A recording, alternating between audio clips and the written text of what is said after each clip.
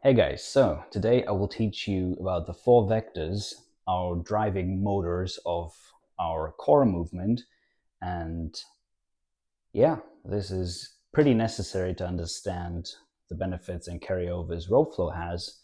So I thought there's really nothing better to do than teach some basic biomechanics before I go into like deep long form videos on rope flow, because otherwise I'll have to explain all these terms that I use whilst I'm trying to explain something else, for example, the overhand pattern, the underhand pattern, and so on and so forth. So let's talk about the four vectors first.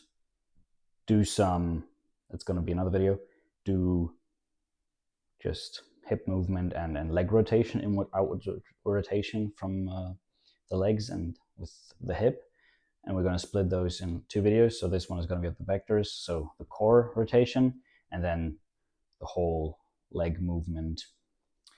And yeah, and then afterwards I can, of course, way easier, way more comfortable go into the rope flow patterns, their explanations, and their carryovers and benefits, as mentioned before. So what are your four vectors? It's your front right side, so your abs and your obliques, your front left side, abs and obliques, and then your back right and your back left. And what you can see them as, if you go into like a metaphor, you can see them as springs that you can load and unload at will. And of course, you have to imagine, you can imagine yourself like, it's like there's down here at your waist, there's like a wooden plank. Of course, when we go into the leg section of this in the next video, there's not really a steady board, but for the sake of explanation, we're just going to act like the core is like its own kind of mechanism to really get like an understanding of the core itself. So you have a wooden board down here, so at your waist, and then you have a wooden board like up here, and in between there are four springs, one here, one there, one back here, and one back there. And of course, you can just imagine you force the board down in the front. What is going to happen if I force both springs in the front down?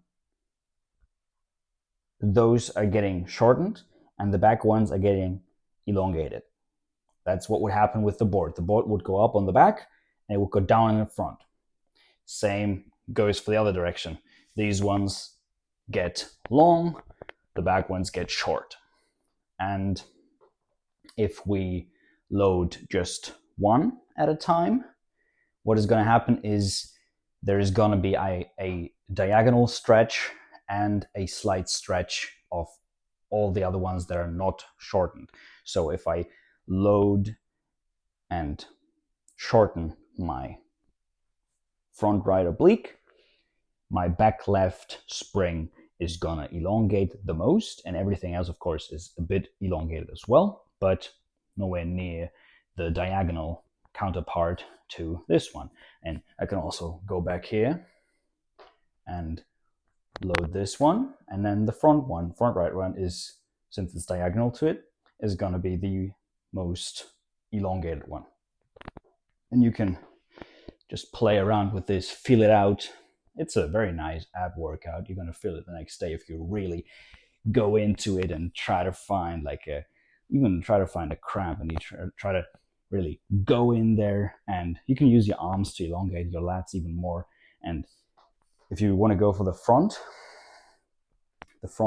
right one, for example, in this case, showcasing, you can put your elbow at like the front hip bone, like right here, and this nudge, like right there on the hip bone, where you can really feel it. Hear me smacking it. Put it here, and then of course you stretch your back lat the most. Do it like this.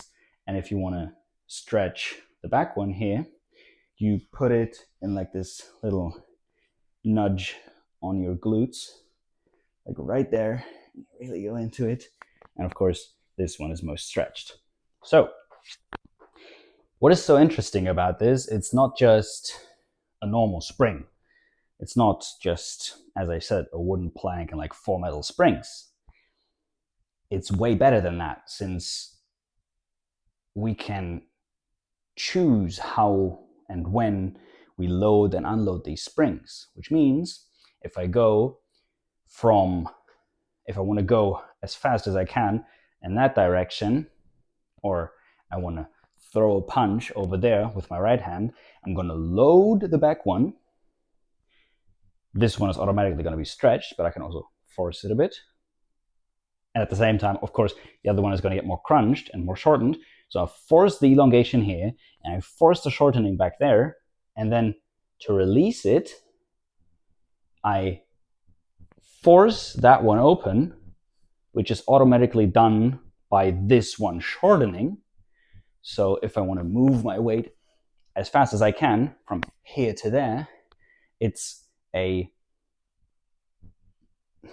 mix between actively releasing that one and actively shortening this one. So you're here and you're there and you go there and there and there. And since muscle strength plays into this, of course, this is just naturally how the core moves, but that's where potential strength comes in to enhance this movement. So basically any sport that you can imagine where like core rotation, core movement is needed, they all do strength training to be able to force these springs to be more efficient and faster and quicker and stronger, since if I'm able to do this faster and more forceful, then I'm able to generate more power, more force. And loading this one faster opens this one longer and gives you, for example, if we go for a punch, go there, you're able to throw your arm like a spear more forcefully at your opponent than if you can't do this as quickly, if you don't have as much power in these vectors that you can, of course, train through rotational movement, with rope flow, with landmines. There's so many exercises I'm going to show you. So I'm very stoked for that. And yeah, I hope that explains that quite well. Of course, I'm going to go into the leg drive and all of that rotation happening down there as well. But for now, this is the vectors. If you have any questions, leave a comment down below. And if you want to see more of this, you should subscribe, turn on notifications, and I'll see you in the next video. And yeah,